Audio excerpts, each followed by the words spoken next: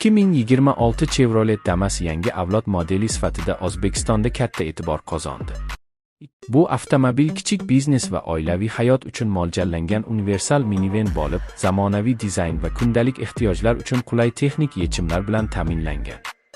Yangi Damas Mach va Damas Move modellarining taqdim etilishi 2026 yilda bozorda katta qiziqish uyg'otdi. Bu ikki versiya bir-biridan yuk tashish va yo'lovchi tashishga mo'ljallangan konfiguratsiya bilan farq qiladi. Standart Damas Mach modeli asosan yuk tashish va logistika xizmatlari uchun optimallashtirilgan bo'lsa, Damas Move yo'lovchilarni qulay tarzda tashish uchun keng salon va ergonomik o'rindiqlarni taklif etadi.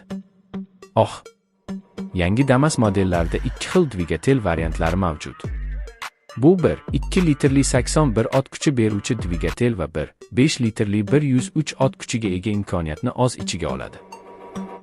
Har ikkala motor Euro 5 ekologik standartiga javob beradi. Bu esa atrof muhitga bo'lgan ta'sirni kamaytiradi va yonilg'i tejamkorligini oshiradi. Bu dvigatellar 5 yoki 6 pogonali mexanik uzatma qutisi bilan birgalikda ishlaydi. Bu esa haydash jarayonini barqaror va qulay qiladi.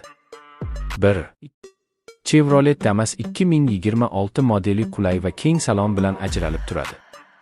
Damas Move versiyasi 7 kishilik yo'lovchi sigimi bilan faol oilalar uchun juda mos bo'lib, orqa tarafda yetarli yuk joyi qoldiradi.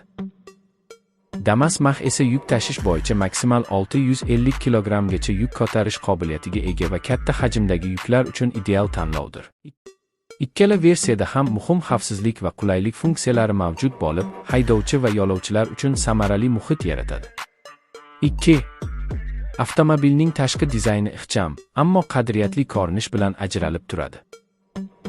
Yumshoq konturlar, keng oynalar va optimal aerodinamika sharoitida shaharning tiqilinch sharoitida ham oson harakatlanish imkoniyati mavjud. Old qismida faralar aniq va samarali yorug'lik tarqatadi. Salonda esa qulay boshqaruv paneli haydovchi uchun oddiy va intuitiv interfeys.